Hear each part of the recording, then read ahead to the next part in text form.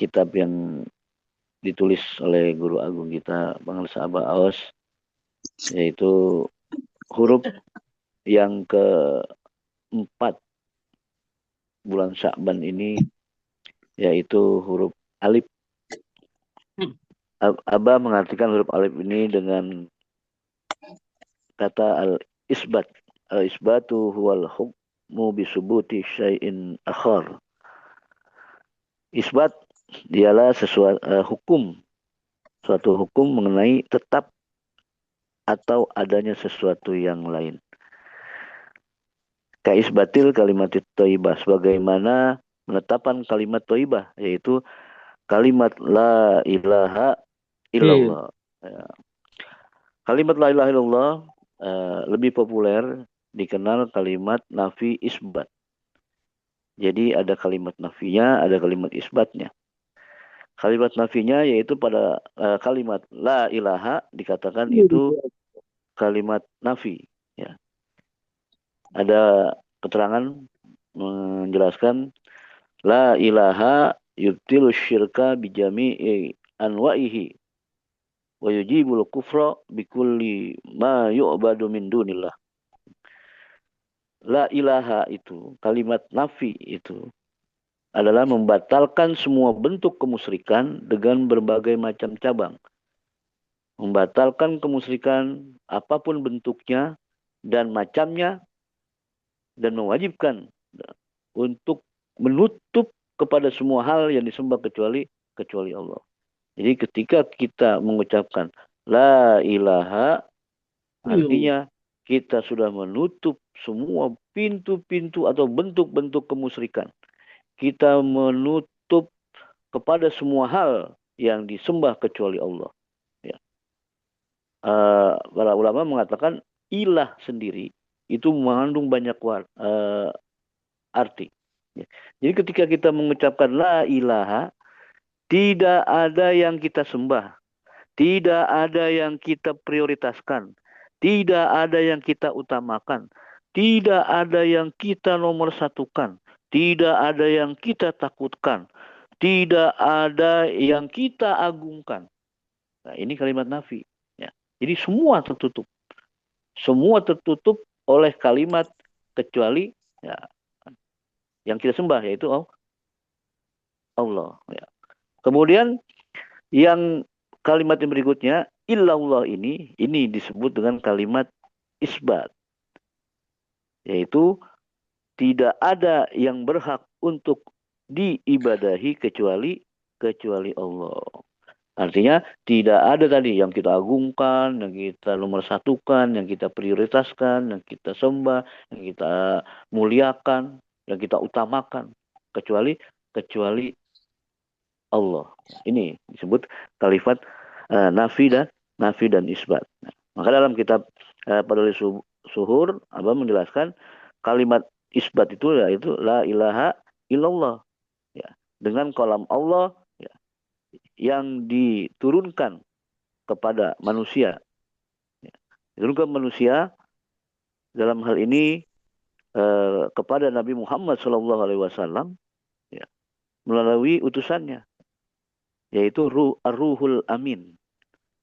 Dalam hal ini malaikat Jibril menurunkan kalimat nafi isbat ini pertama kali di Gua Hiro kepada Nabi Muhammad Shallallahu Alaihi Wasallam.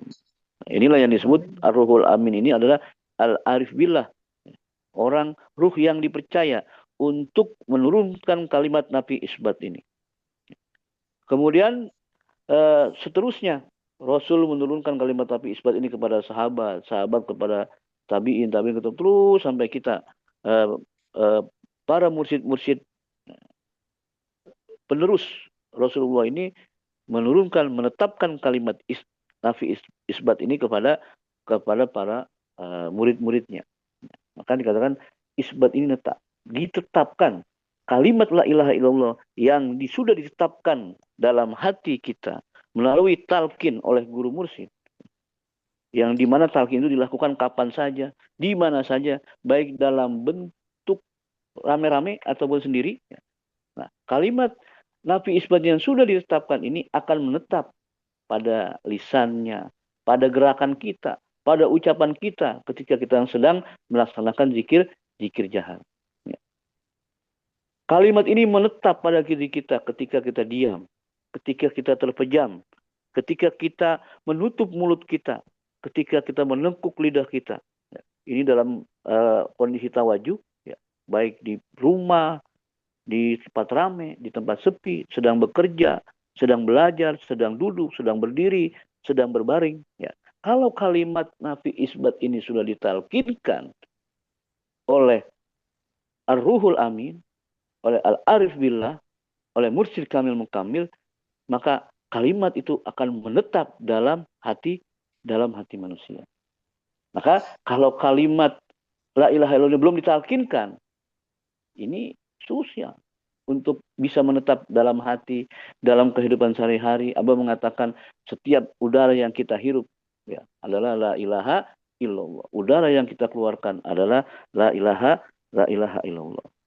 Jadi kalimat nafi isbat, kalimat la ilaha illallah ini ya, hanya bisa menetap hanya pada orang-orang yang sudah ditalkin saja. Kalau orang yang belum ditalkin sulit. Bagaimana menetapkan kalimat la ilaha illallah, kalimat Allah di dalam hatinya. Kadang-kadang bisa, kadang-kadang tidak bisa. Kadang-kadang lupa, kadang-kadang ingat. Ya, jangankan untuk yang belum ditalkin. Yang sudah ditalkin saja, kadang-kadang masih bisa lupa juga.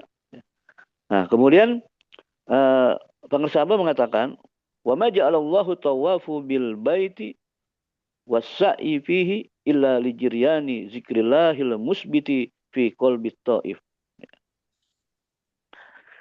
Allah tidak mensyariatkan tawaf dan sa'i di Baitullah melainkan semata-mata dalam rangka melaksanakan zikir kepada Allah yang telah menetap dalam hati orang yang bertawaf.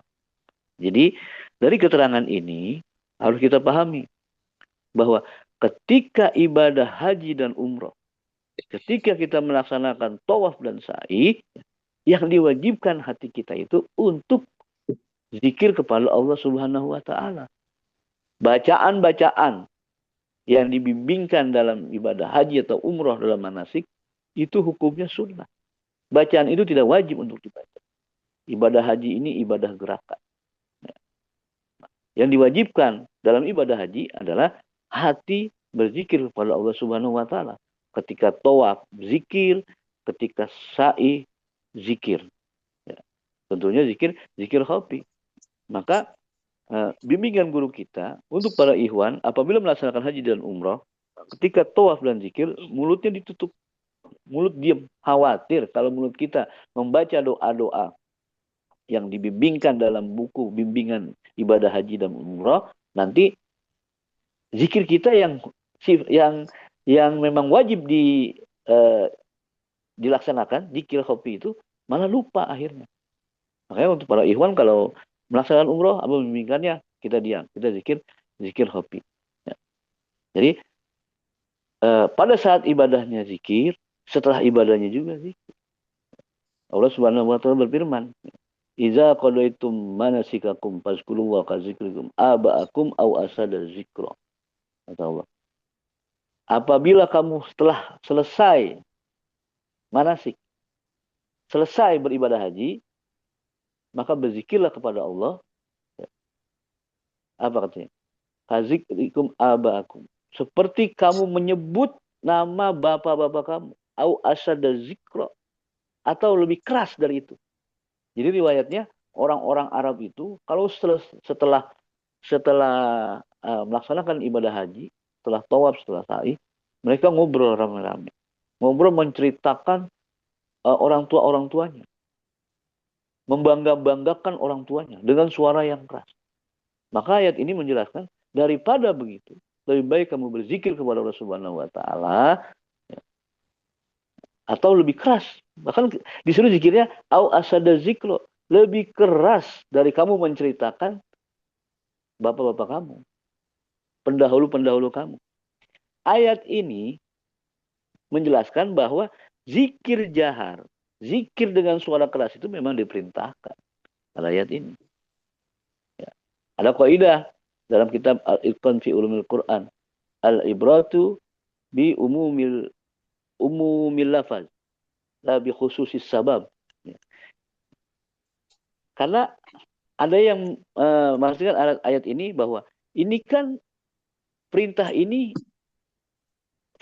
pada saat setelah melaksanakan ibadah haji, disuruh berzikir dengan suara yang keras.